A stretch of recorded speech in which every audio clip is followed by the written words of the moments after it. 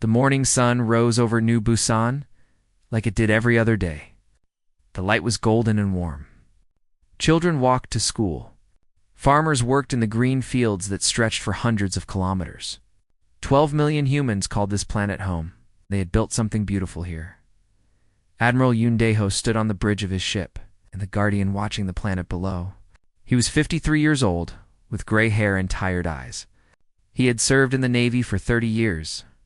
His small fleet of 15 ships protected this colony, and he took that duty seriously. His daughter Hannah worked down there. She was a scientist who studied alien life forms. Every week she sent him messages about her research, about the strange plants she found, about the friends she made. He kept every message saved on his personal device. The morning was quiet. Too quiet, Dae-ho thought. His sensors showed nothing unusual. The trade ships came and went as normal. Everything seemed peaceful. Then the sky broke open. The first Valori ship appeared from nowhere. Then 10 more. Then 100. Then 1,000. They filled the space around New Busan like a swarm of metal insects. Their ships were silver and black, covered in sharp angles and glowing crystals. Dae-ho felt his blood turn cold. He had seen pictures of Valori ships before, but never this many. Never aimed at humans. All ships. Battle stations, he said. His voice did not shake. He would not let his crew see his fear. Send emergency message to Earth. Tell them what is happening. Tell them to send help. But he knew help would not come in time. Earth was weeks away. The Valori were here now. The alien ships did not try to talk. They did not demand surrender. They did not ask for anything. They simply began to fire. The first human ship exploded in a ball of orange flame. Then the second. Then the third. Dae-ho watched his fleet die around him. His weapons could not break through the Valori shields. His ships were too slow to dodge their attacks. Begin evacuation of the planet, he ordered. Get everyone to the shuttles. Now. On the surface, Hannah was in her laboratory when the alarms started screaming. She ran outside and looked up at the sky. She saw fire. She saw ships falling. She saw things she would never forget. People ran through the streets in panic. Parents carried children. Old people stumbled and fell. Everyone was screaming, crying, praying. The evacuation shuttles were kilometers away. And the Valori ground troops were already landing. The alien soldiers were tall and thin, with pale blue skin and 4 arms. They wore armor made of the same crystals as their ships. They did not speak. They did not hesitate. They simply killed everyone they saw. Hannah ran. She ran faster than she had ever run in her life. Behind her, she heard the sounds of weapons firing. She heard people dying. She smelled smoke and blood and fear. A shuttle was loading passengers at the edge of the city. Hundreds of people pushed and fought to get on board. Hannah squeezed through the crowd, using her elbows, stepping on feet, not caring about anything except survival. She made it inside just as the doors closed. The shuttle lifted off, shaking and groaning under the weight of too many passengers. Through the window, Hannah watched her city burn. Valori bombers flew overhead, dropping weapons that turned buildings into glass. Beautiful, terrible glass that glowed with heat. The parks where she had walked, the cafes where she had eaten, the hospital where her friends worked, all of it became glass in seconds. The shuttle flew higher, trying to escape the atmosphere. Hannah pressed her face against the window and looked for her father's ship. She found it. The Guardian was damaged badly. Fire poured from its engines. Half of its weapons were destroyed, but it was still fighting. Admiral Yoon Dae-ho was still fighting. His voice came through the shuttle's communication system. It was the last order he would ever give. All evacuation ships, get clear of the planet. I will buy you time. Tell Earth what happened here. Tell them everything. Do not let our deaths be forgotten. Ain't. Then the Guardian turned toward the largest Valori ship, their command carrier. It was massive, bigger than a city, covered in weapons and shields. No single human ship could destroy it, but Dae-ho was not trying to destroy it. He was trying to hurt it. The Guardian accelerated to maximum speed. The Valori fired everything they had at it. Pieces of the ship broke off and burned away. But Deho did not stop. He did not turn. He flew straight into the heart of the enemy. The collision was visible from space. The Guardian hit the command carrier and exploded in a flash of white light. The carrier's shields failed. A massive hole appeared in its side. Secondary explosions rippled through its structure. Hannah watched her father die. She did not scream. She did not cry. She felt something inside her grow cold and hard, like the glass that now covered her planet. She would remember this moment forever. She would remember what the Valori took from her. The shuttle escaped.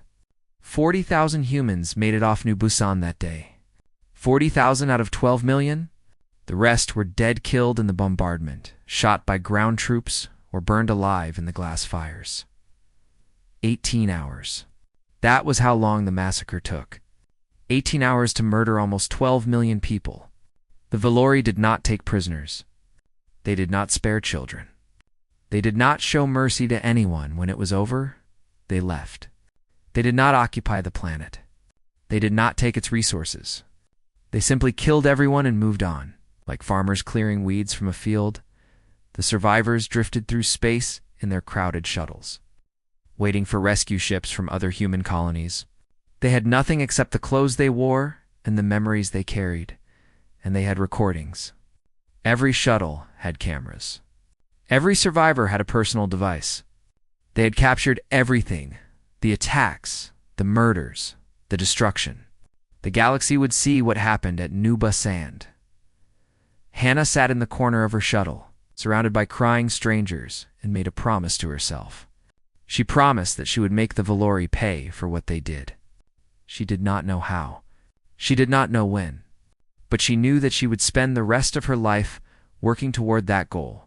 Her father had given his life to save 40,000 people. She would honor his sacrifice by making sure his death meant something. The shuttle flew toward Earth, carrying its cargo of broken survivors and burning rage. Behind them, New Busan glowed with the light of 12 million lost souls. The day of ashes had ended. But the story was just beginning. The recordings from New Busan reached Earth on a cold Tuesday morning. Within hours, every human in the galaxy had seen them. The footage played on every screen, in every home, in every city, on every human world. People watched in silence. They saw the Valori ships appear from nowhere. They saw Admiral Yoon Daeho fight with everything he had. They saw the cities turn to glass. They saw children running from alien soldiers.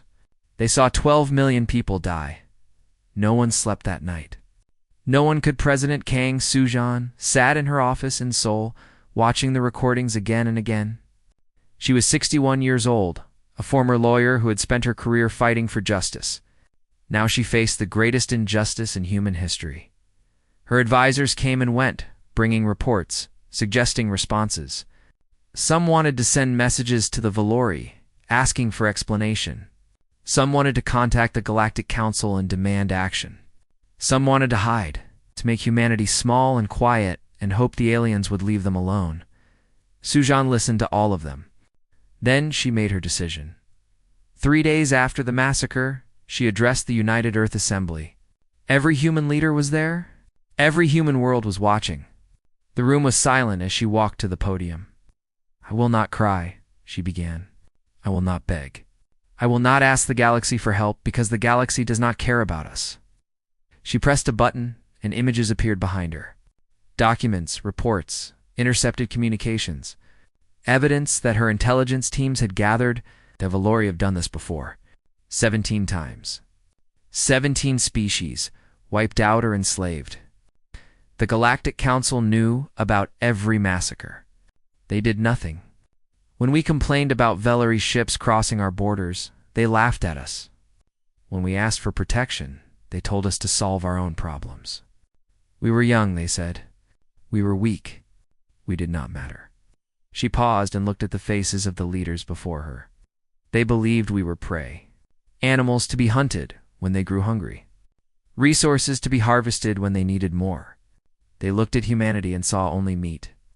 Her voice grew harder. They were wrong. She pressed another button. More images appeared. Blueprints, designs, plans that had been secret until that moment. For 10 years, we have been preparing. Not because we wanted war, but because we knew it might come. We built ships in secret facilities. We developed weapons no alien has ever seen. We studied our enemies and found their weaknesses. We did this quietly, carefully, hoping we would never need to use what we created. Now we need it. I am not asking for a vote on sanctions. I am not asking for a diplomatic response. I am asking this assembly to declare total war on the Valori Dominion and any species that stands with them. The vote was unanimous. Every hand raised. Every voice said yes. For the first time in history, humanity was united in a single purpose.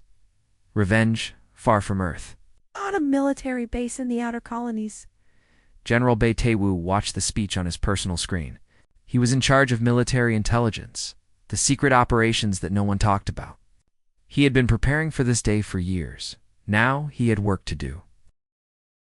He pulled up a file on his computer. It showed the face of a young woman with tired eyes and grief carved into her features. Yoon Hana, daughter of Admiral Yoon Dae-ho, one of the leading xenobiologists in human space, and now one of the most motivated people alive.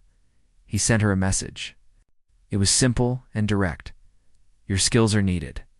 Come to these coordinates. Tell no one. Hannah received the message 3 days later. She was living in a refugee center on Mars, surrounded by other survivors from New Busan. She had not eaten properly since the massacre. She had not slept without nightmares. But when she read the message, something sparked in her dead eyes. She went to the coordinates. A shuttle took her to a moon she had never heard of, to a facility that did not appear on any map.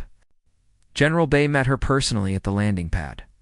I knew your father, he said. He was a good man. A brave man? I am sorry for your loss. I do not want sympathy, Hannah replied. I want revenge. Bei smiled. It was not a happy smile. Good, follow me. He led her through endless hallways, past security checkpoints, through doors that required multiple codes to open. Finally, they reached a massive underground chamber filled with equipment. Computers and scientists working frantically. Welcome to Project Prometheus, Bei said. This is where we build the weapons that will destroy the Valori. Hannah looked around in amazement. She saw pieces of alien technology on examination tables. She saw human scientists working on devices she did not recognize. She saw things that should not exist. How long have you been doing this? She asked. We have been collecting alien technology, studying it, improving it. The Valors think they are superior because their civilization is older than ours. But age does not equal intelligence. We have found weaknesses in their technology that they never knew existed.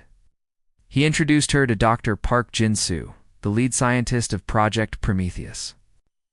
Ginsu was a thin man with messy hair and eyes that never seemed to stop moving. He shook Hannah's hand eagerly. Your work on Valori biology was brilliant, he said. I read every paper you published. Your understanding of their crystal organic hybrid systems is exactly what we need. What do you want me to do? Hannah asked. Jin-soo led her to a separate laboratory. On a table sat a piece of Valori technology a data core recovered from a destroyed ship years ago. The Valori depend on a network that connects all their ships, all their weapons, all their systems. It is their greatest strength. But we believe it can also be their greatest weakness. He looked at her with intense eyes. We need you to create a virus, something that can spread through their network and shut everything down. Can you do it? Hannah thought about her father flying into that command ship. She thought about New Busan burning. She thought about 12 million voices crying out in terror. Yes, she said. I can do it.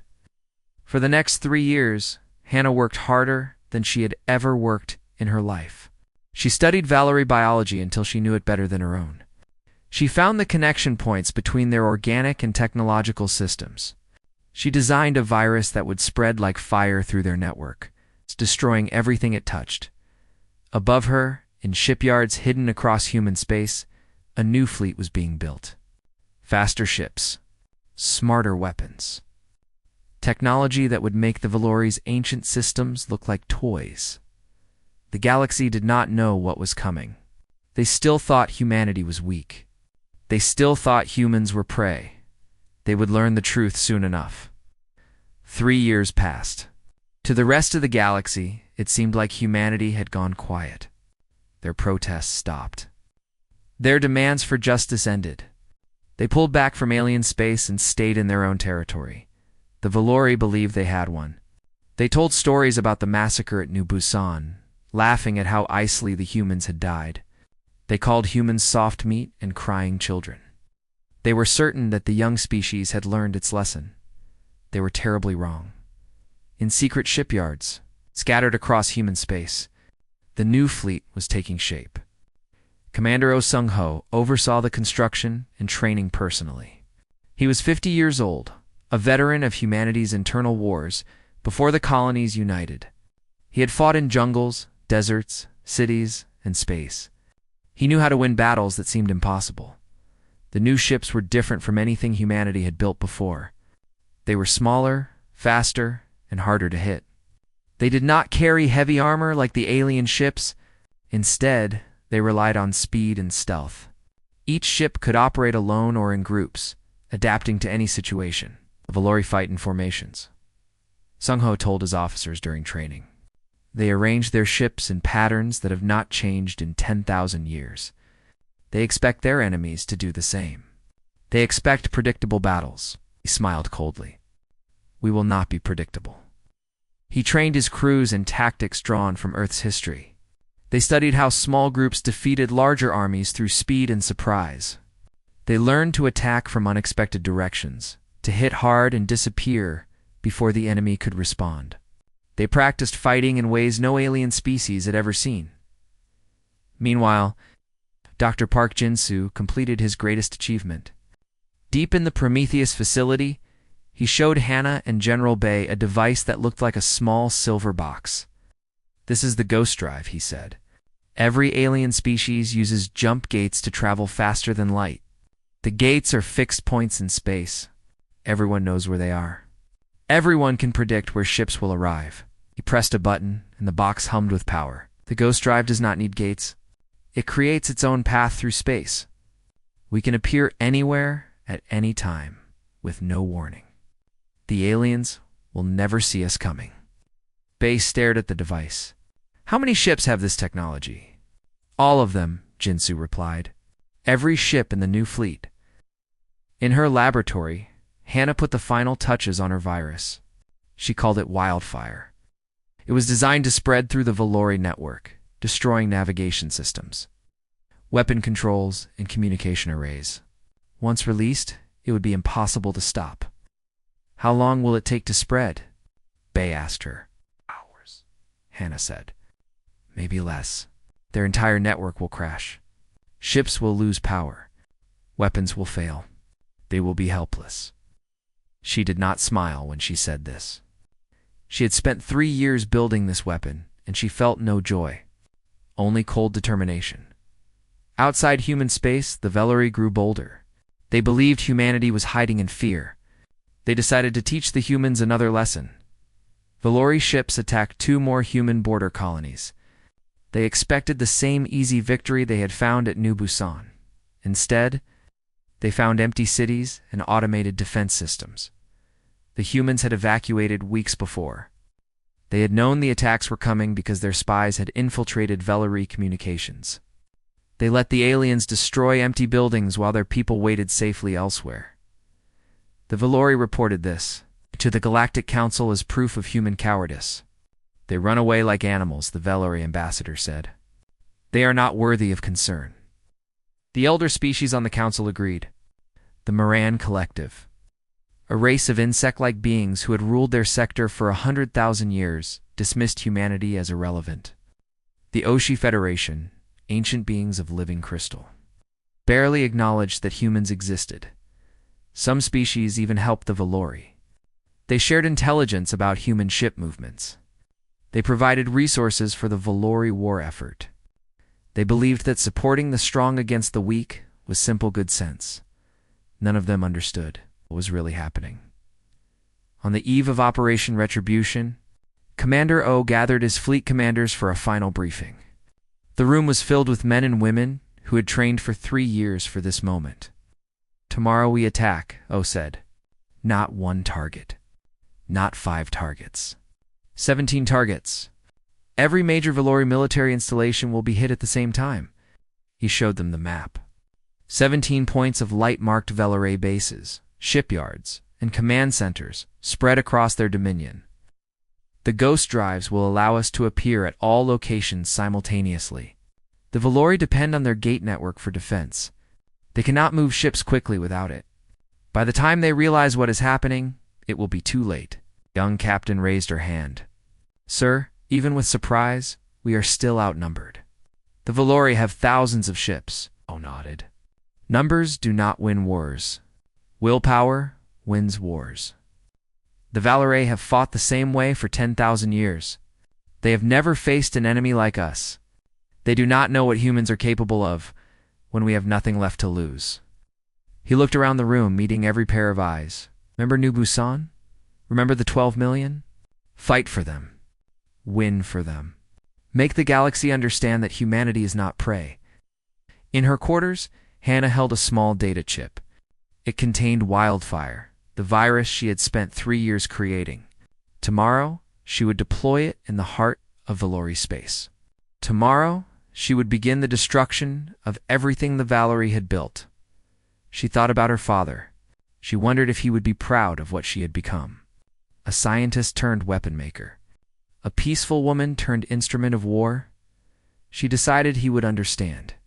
He had given his life to save 40,000 people. She would use her life to avenge 12 million. President.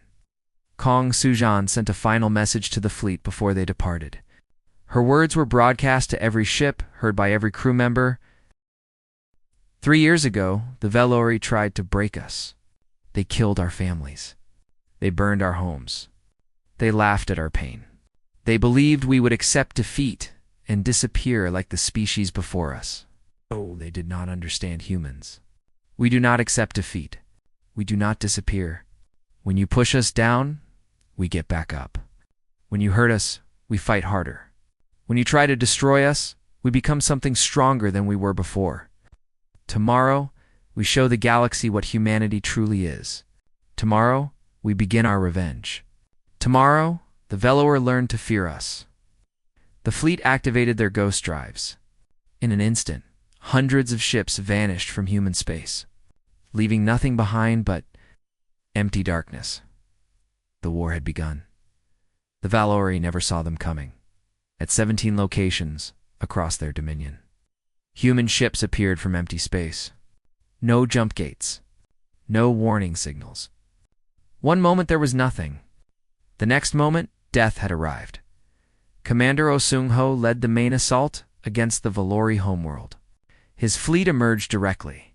Above the planet's orbital defenses, a ring of massive battle stations that had protected Valori Prime for 5,000 years.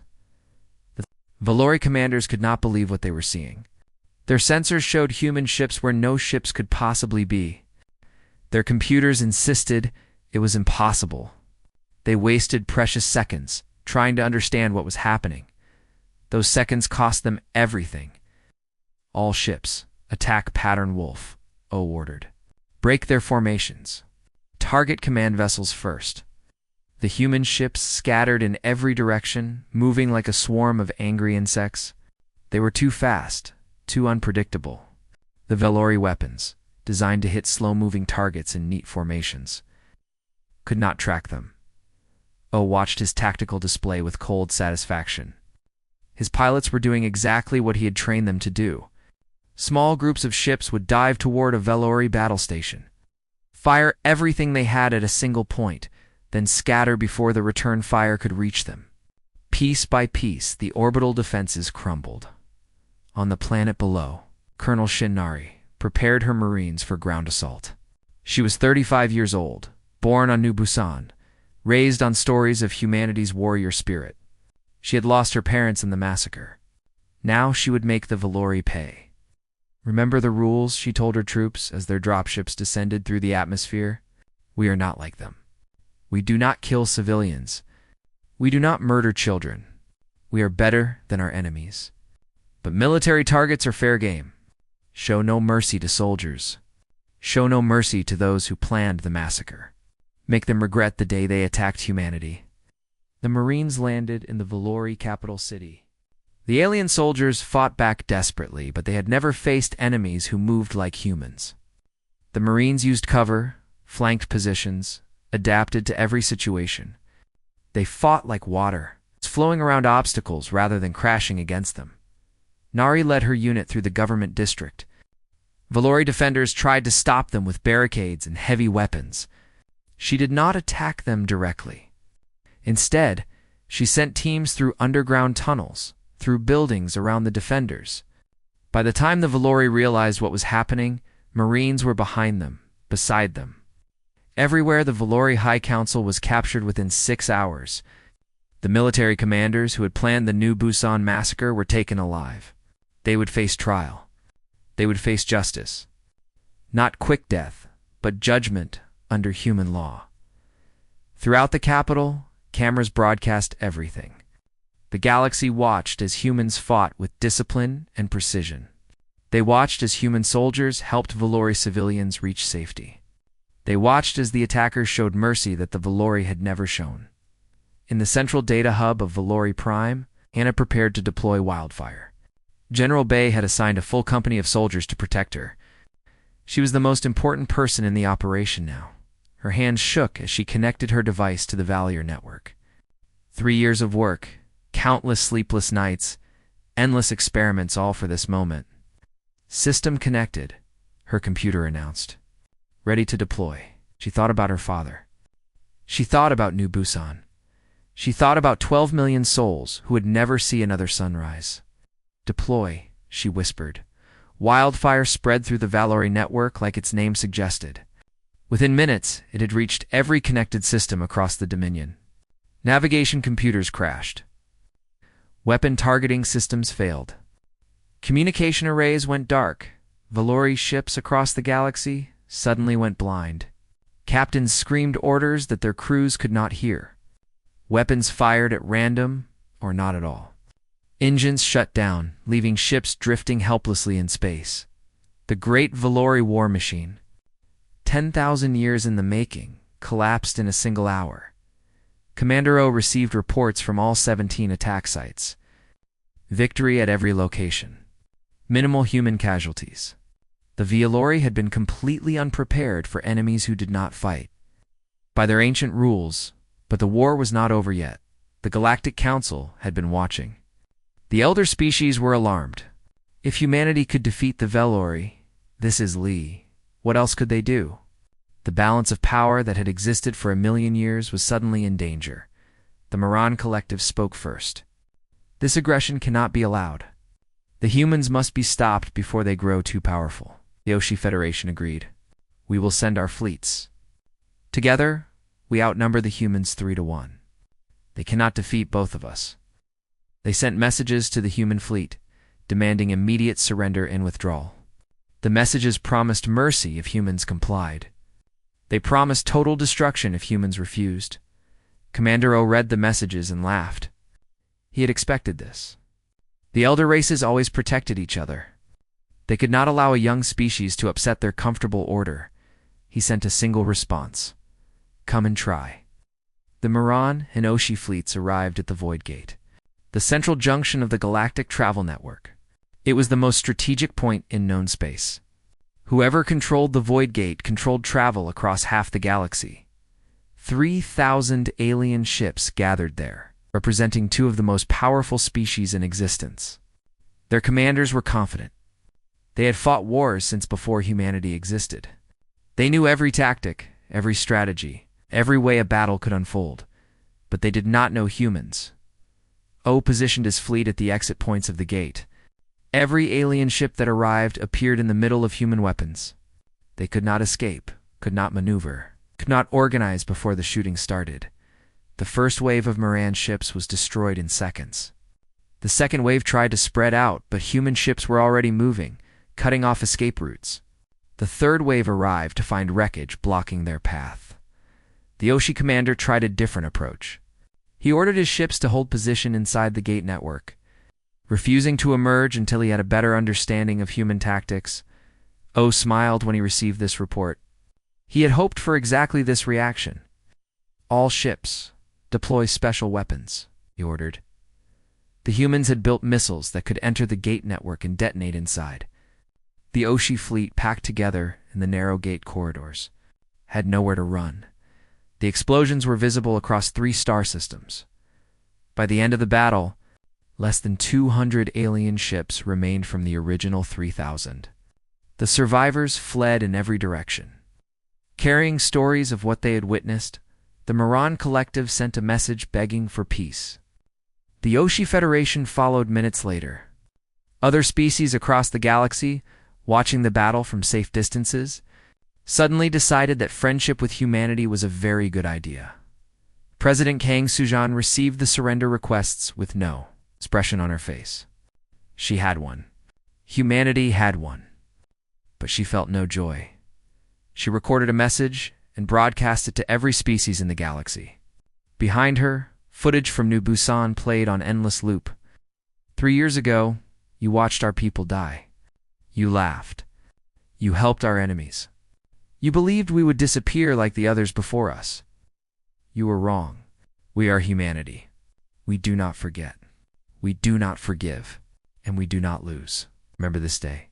Remember what happens when you push us too far? Remember the cost of making humanity your enemy. The message ended. The galaxy remembered. The war lasted 47 days. In that short time, humanity changed the galaxy forever. The Valori Dominion, which had ruled its sector for 10,000 years, was dissolved. Its military was dismantled. Its leaders faced trial for crimes against sentient beings. The species that had once called humans soft meat now lived under human oversight. Forbidden from building warships or weapons of any kind, 6 species that had been conquered by the Valor centuries ago chose to join humanity's new alliance. They had watched humans fight with honor, showing mercy to civilians, even while destroying military targets. They had seen something they had never expected from a young species: principles that matched their power. The Moran Collective and Oshi Federation paid heavy reparations for their support of the Valori. Their fleets were reduced to defense forces only. Their representatives on the Galactic Council owed their heads when humans entered the room. The Treaty of New Busan was signed 3 months after the war ended. President Kang Suyan chose the location deliberately, the same planet where 12 million humans had died. Alien diplomats walked through fields of glass that had once been cities. They saw memorials carved with millions of names. They understood why humanity had fought so hard. The treaty terms were absolute. Humanity received a permanent seat on the Galactic Council with veto power over any military action. Any attack on human colonies would be treated as an attack on the entire alliance. The elder races who had dismissed humanity as irrelevant now required human approval for major decisions. Commander Oh Seung-ho retired after the treaty signing. He was offered promotions, medals, monuments in his name. He refused them all. "I did what needed to be done," he told reporters. "I do not want to be celebrated for killing. I want to be forgotten so that war can be forgotten too."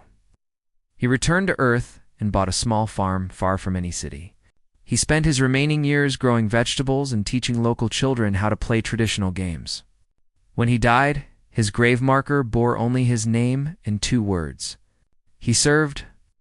Colonel Shin-Nari became the commander of the New Galactic Peace Force, a military organization designed to prevent the kind of massacres that had happened at New Busan. Her Marines trained soldiers from a dozen species in human tactics. They protected the weak, enforced treaties, and responded to threats before they could become wars. She never forgot where she came from. In her office, she kept a picture of New Busan, taken before the Massacre green fields. Blue skies, children playing in parks. She looked at it every day to remember what she was fighting to protect, Dr. Park. Jinsu continued his research at the Prometheus facility. The ghost drive technology was shared with allied species, revolutionizing space travel across the galaxy. Jump gates became obsolete within a decade. Ships could go anywhere, appear anywhere, without warning. Some worried that this technology would make war easier. Ginsu argued the opposite. When everyone can strike anywhere at any time, no one is safe. That means no one can afford to start a fight. Fear creates peace. He was right. For the next 50 years, no major war occurred anywhere in the galaxy. The fear of human technology kept potential aggressors quiet. President Kong Suyan served 2 more terms before retiring. She spent her final years writing a history of the human Valor War, making sure that future generations would understand what had happened and why. Her book became required reading in schools across human space.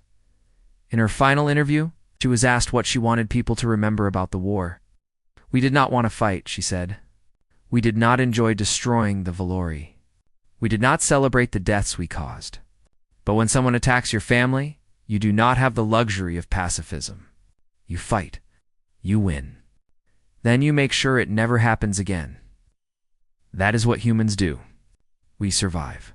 We adapt. We protect our own. And we never, ever give up." Hannah watched the interview from her home on Mars. She was in her 50s now. Her hair gray, her face lined with years of hard work. After the war, she had returned to xenobiology, studying alien life forms, not to destroy them, but to understand them. She had helped develop medicines that saved millions of alien lives. Some said she was trying to balance the scales. She had created wildfire, which had caused the deaths of thousands of Valori soldiers when their ships lost power. She had helped humanity win the war. But she had also helped humanity become something better afterward. On the 5th anniversary of the treaty, Hannah traveled to New Busan. The planet was slowly being restored. Humans had returned, building new cities on land that had once been covered in glass. The glass itself had been preserved in certain areas permanent. Reminders of what had happened. She walked through the memorial garden to the Wall of Names. It stretched for kilometers, covered in 12 million names carved in black stone. Every person who died in the massacre was remembered here. She found her father's name near the center of the wall, Admiral Yundeho. Beside his name, a small inscription had been added, "Father of the Phoenix." Hannah had not known about the inscription. She stood there staring at it for a long time, tears running down her cheeks. The nickname came from an ancient Earth legend. A phoenix was a bird that burned to ash and was reborn from the flames, stronger than before. Someone had decided that Deho's sacrifice had been the fire that transformed humanity. Maybe they were right. She placed her hand on her father's name. The stone was warm from the afternoon sun. "I did what you would have wanted," she whispered. "I protected our people. I made the galaxy remember us. We are not prey anymore, Father. We are the wolves now." Above her, the sky was filled with ships. Human ships patrolled New Busan constantly, protecting it from any threat. The colony was the safest place in the galaxy. No one would ever attack it again. Far away, on 1,000 alien worlds, parents told their children about humanity. They spoke of the species that had risen from near extinction to dominate the galaxy in a single generation. They described human stubbornness, human rage, human refusal to accept defeat. They warned their children never to threaten humanity, never to hurt them, never to underestimate them. The stories spread across generations and across species. They became legend, then myth, then something close to religious truth. Humans were not to be challenged. Humans were dangerous beyond understanding. Humans would never stop fighting until they won. This was the legacy of New Busan. This was what 12 million deaths had purchased. Not just revenge, but safety. Not just victory, but permanent respect. The galaxy would never forget what humanity was capable of. Hannah stayed at the memorial until the sun set. She watched the stars come out, the same stars her father had died defending. She felt peace for the first time in years. "The galaxy thought we would disappear like the others," she said to the darkening sky. "They didn't understand what we are. They didn't know that humans don't surrender to the dark." She smiled, remembering her father's courage in those final moments. "We make the darkness fear us." She turned and walked away, leaving the memorial behind. The stars glittered overhead, and somewhere among them, human ships kept watch over a galaxy that had learned to respect them. The story of New Busan was over, but the story of humanity was just beginning.